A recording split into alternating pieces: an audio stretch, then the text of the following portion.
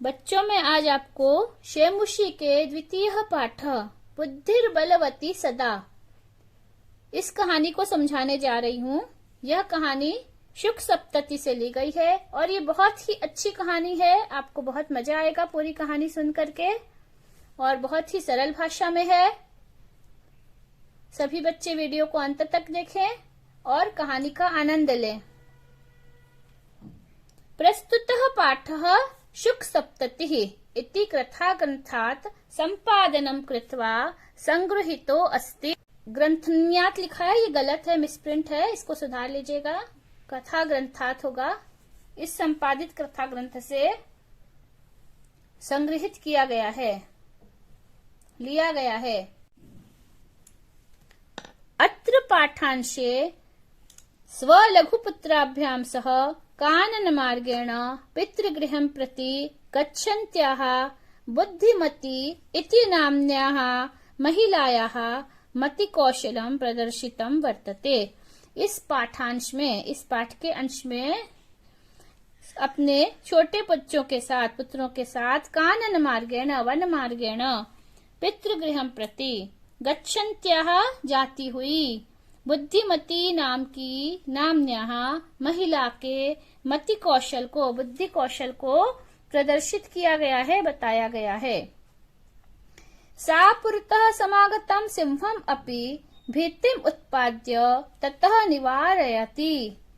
उसने अपने सामने आए हुए सिंहम् अपि, शेर को भी, भीतिम् उत्पाद्य, डरा करके, ततः निवारयति, वहां से भगा दिया। इयं कथा नीति निपुणयोः शुकसारिकयोः संवाद माध्यमेन सद्वृत्तेः विकासार्थं प्रेरयति। यह जो कहानी है, यह नीति में निपुण शुक और सारिका, तोता और मैना, इनके संवाद के माध्यम से सद्वृत्ति, सद आचरण के विकास के लिए प्रेरित करती है। जो हमारा संस्कृत विषय है, इसी में नैतिक शिक्षा विषय भी समाहित है। यह जो कहानियां हैं, इनके माध्यम से बच्चों को अच्छी वृत्तियों का, अच्छे आचरण के विकास को प्रेरित किया जाता है। अस्ति देउलाख्यो ग्रामः, देउलाख्यो नाम का, देउल नाम का एक गांव अस्ति है। तत्र राजसिंह नाम राजपुत्रः वसति स्म। वहाँ राजसिंह नाम का एक राजपुत्र, राजा का बेटा रहता है। यहाँ पर जो कहानी है ये वर्तमान काल में है।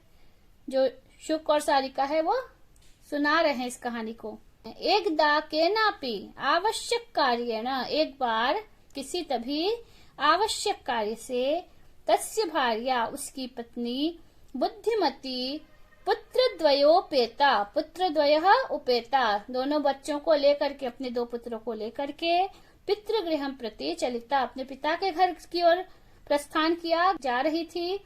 मार्गे, रास्ते में, गहन कानने, गहन वने, सा एकम व्याघ्रम ददर्श, उसने एक बाघ को देखा। सा व्याघ्रम आगच्छन्तं दृष्ट्वा धार्ष्ट्यात् पुत्रौ चपेटया प्रहृत्य जगाद।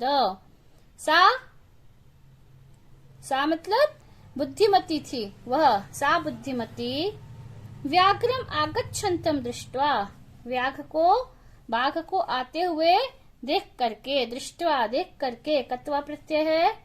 धार्ष्ट्यात्, बहुत ही ढिठाई के साथ, बहुत ही चालाकी के साथ, पुत्रौ, दोनों पुत्रों को, चपेटया, प्रहृत्य, जगाद, चाटा मारते हुए बोली, कथम एकैकशो व्याघ्र भक्षणाय कलहम कुरुथ। तुम लोग दोनों क्यों एक एक बाघ को खाने के लिए, भक्षणाय, खाने के लिए कलह कर रहे हो। अयम एकस्तावत् विभज्य भुज्यताम, यह तो एक ही है, इसी को आपस में बांट करके भुज्यताम, खा लो।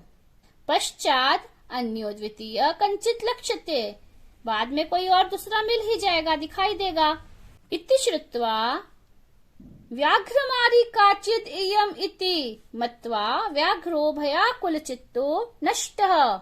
ऐसा सुन करके, श्रु धातु कत्वा प्रत्यय, यह कोई काचित इयम व्याघ्रमारी, यह कोई बाघ को मारने वाली, बाघ को खाने वाली स्त्री है, ऐसा मतवा जान करके जो व्याघ्र था, बाघ था, भयाकुल चित्त हो गया, बहुत ही व्याकुल चित्त वाला हो गया और नष्ट भाग गया। निज बुद्ध्या विमुक्ता सा भयाद व्याघ्रस्य भामिनी, अन्योपि बुद्धिमान लोके मुच्यते महतो भयात। निज बुद्धिया, अपनी बुद्धि के द्वारा, सा, वह जो स्त्री थी, वह विमुक्ता, मुक्त हो गई, भयात, भय से, व्याघ्रस्य, बाघ के भय से, वह सा भामिनी, वह भामिनी, वह स्त्री। अन्योपि, अन्य लोग भी जो बुद्धिमान लोग के, संसार में बुद्धिमान होते हैं, वह महतो भयात, बहुत बड़े बड़े डर से, मुच्यते, छूट जाते हैं अपनी बुद्धिमत्ता के कारण। भयाकुलम व्याघ्रम दृष्ट्वा कश्चित धूर्तः श्रीगालः हसन आह। उस भय से व्याकुल बाघ को देख करके कोई बहुत ही धूर्त सियार हसन आह, हंसते हुए बोला, भवान कुतः भयात् पलायितः, आप डर से कहाँ भाग रहे हैं। व्याघ्र गच्छ गच्छ जम्बुक, अरे जाओ जाओ जम्बुक। जम्बुक सियार, त्वम अपि कंचित गूढ़ प्रदेशम, तुम भी किसी गूढ़ प्रदेश में, किसी घनघोर जंगल की ओर भाग जाओ।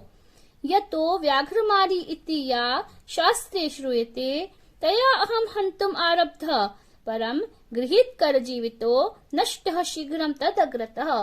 क्योंकि मैंने शास्त्रों में या जिस व्याघ्रमारी के बारे में श्रूयते सुना है, तया अहम हन्तुम आरब्ध, उसने मुझे भी मारना शुरू कर दिया। तया अहम, परम लेकिन, गृहीत कर जीवितो, अपने हाथ में प्राणों को लेकर के, जान को हथेली में लेकर के मैं नष्ट भाग गया। शीघ्रम तदग्रत, वहां से आगे की ओर भाग गया। श्रीगालः, श्रीगाल बोलता है, व्याघ्र, अरे बाघ, त्वया महत् कौतुकम आवेदितम, तुमने तो बहुत ही कौतुक की बात बोल दी, बहुत ही आश्चर्य की बात बता दी। यन मानुषाद अपि विभेषी, कि तुम आदमी से भी डर रहे हो। व्याघ्र, बाघ बोलता है, प्रत्यक्षम एव, मैंने प्रत्यक्ष ही, मया, मेरे द्वारा प्रत्यक्ष ही, सा आत्मपुत्रौ एकैकशो, यहाँ पर संधि है, सा आत्म, दीर्घ स्वर संधि है, आत्मपुत्रौ एकैकशो, पुत्रौ, औ को आव हो गया है, एकैकशो, अपने दोनों पुत्रों को एक एक करके, माम मत्तुम, मुझे खाने के लिए, माम अत्तुम, अत्तुम खाना, मुझे खाने के लिए, कलहाय मानव, कलह करते हुए, चपेटया प्रहरंती, चपेटाया, चाटे के द्वारा, प्रहरंती, चाटा मारते हुए, दृष्टा, देखा। जम्बुकः, सियार बोलता है, स्वामिन, अरे स्वामी, यत्रास्ते सा धूर्ता तत्र गम्यताम, जहाँ वह धूर्ता रहती है वहाँ गम्यताम, चलिए। व्याघ्र, अरे बाघ, तव पुनः तत्र गतस्य सा सन्मुखम अपेक्षते यदि तर्हि त्वया अहम हन्तव्यः इति। अरे बाघ, तुम्हारे फिर से वहाँ गतस्य, जाने पर, सा, वह जो स्त्री है वह, सन्मुखम, सामने की ओर, अपेक्षते, देखती है, यदि देखती है, तर्हि त्वया अहम हन्तव्यः, तो फिर तुम्हारे द्वारा, त्वया, तुम्हारे द्वारा, अहम, मैं, हन्तव्यः, मारा जाऊं, तव्यत प्रत्यय है, चाहिए, मुझे मारा जाना चाहिए। व्याघ्र, बाघ बोलता है, श्रृगाल, यदि त्वं मां मुक्त्वा यासि तदा वेलाप्य वेला स्यात्।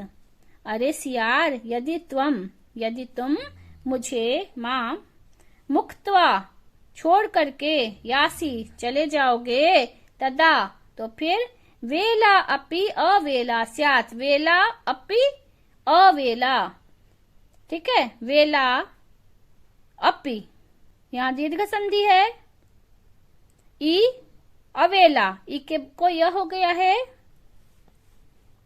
इको अणाची, वीला अपि अवेला स्यात्। यण स्वर संधि। समय भी अवेला असमय हो जाएगा।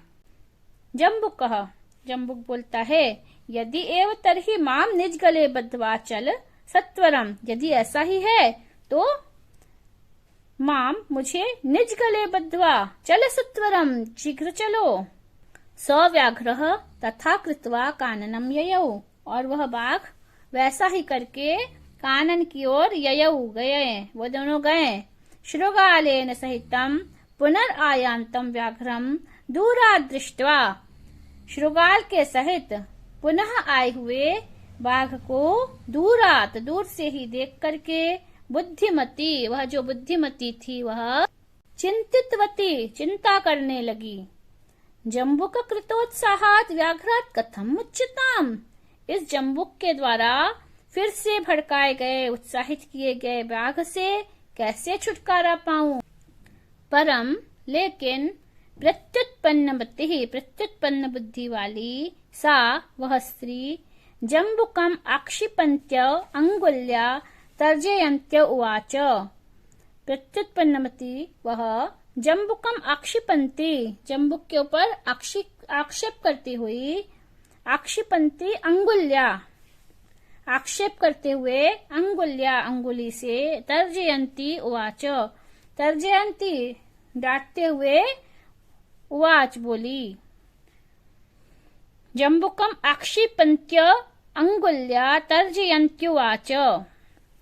इसको जब हम संधि तोड़ेंगे तो बोलने में भी इजी जाएगा, सरल लगेगा। तर्जयन्त्युवाच, तर्जयन्ती उवाच, ई को यह हो गया है आक्षिपन्त्यंगुल्या, आक्षिपन्ती अंगुल्या, ई को यह हो गया है।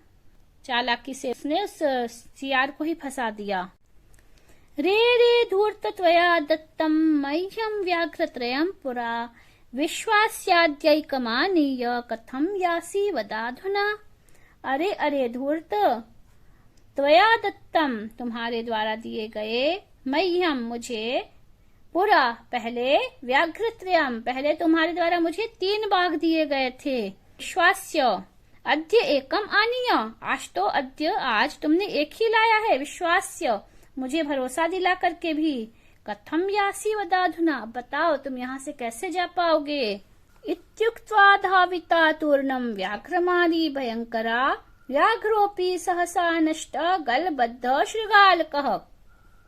इति उक्त्वा, ऐसा कह के, व्याघ्रमारी, वह जो बाघ को मारने वाली थी, जिसको वो व्याघ्रमारी समझ रहा था, वह बहुत ही भयंकर तेजी से, बहुत ही भयंकर रूप से, तूर्णम, बहुत ही तेजी के साथ दौड़ी। किसकी ओर? बाघ की ओर दौड़ी। व्याघ्रोपी, जब उसकी ओर, वह बाघ की ओर दौड़ी तो बाघ भी घबरा गया और सहसा नष्ट, अचानक नष्ट, भागने लगा। गलबद्ध श्रृगाल का, गले में बंधे हुए सियार के साथ ही दौड़ लगा दी बाघ ने भी। एवं प्रकारेण, इस प्रकार से, बुद्धिमती, वह जो बुद्धिमती थी, व्याघ्रजात भयात, बाघ के द्वारा उत्पन्न भय से, भयात, भय से, पुनरअपि मुक्ता अभवत्, फिर से मुक्त हो गई। एक बार तो उसने पहले अपनी बुद्धिमानी से उसको भगा दिया था, बाद में जब सियार ने उसको उकसा दिया तो दोबारा भगा दिया। अतएव उच्यते, इसलिए कहा गया है, बुद्धिर्बलवती तन्वी सर्वकार्येषु सर्वदा। यहाँ जो शुक है वह सारिका से बोल रहा है। तन्वी, अरे तन्वी, अरे तन्वी, दुबली पतली स्त्री, बुद्धि बलवती होती है, बुद्धि ही शक्तिशाली होती है। सर्वकार्येषु सर्वदा, सभी कार्यों में हमेशा। शरीर की शक्ति से कुछ नहीं होता, वह कमजोर थी, लेकिन उसने इतने भयंकर बाघ और सियार दोनों को भगा दिया। ठीक है। बुद्धिर्यस्य बलम तस्य, बुद्धि ही सबसे ज्यादा शक्तिशाली है। जिसके पास बुद्धि है वह सबसे ज्यादा बलवान होता है। ये कहानी सुनने में तो आपको बहुत ही मजा आया, है ना? बहुत ही अच्छी कहानी थी और समझ में भी आ गई होगी सभी के। अब आप इसके शब्दार्थ को देख लीजिए।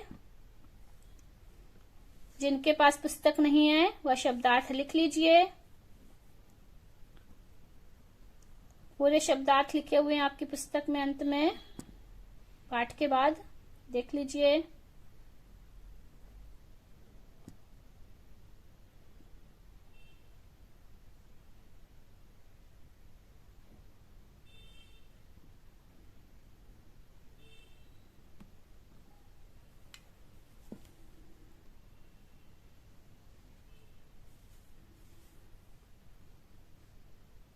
तीनों भाषा में है, संस्कृत में भी है, हिंदी में भी है और अंग्रेजी भाषा में भी शब्दार्थ लिखे हैं। आपको बहुत अच्छी तरह से समझ में आ जाएगा। जिन्होंने अभी तक सब्सक्राइब नहीं किया है चैनल को, सब्सक्राइब कर लें और अपने दोस्तों को भी वीडियो शेयर करें। इसके बाद आगे वीडियो में मैं आपको प्रश्नोत्तर बताऊंगी इस पाठ के और पूरे अभ्यास कार्य, पहले पाठ के भी और इसके भी। जयतु संस्कृतम, जयतु भारतम।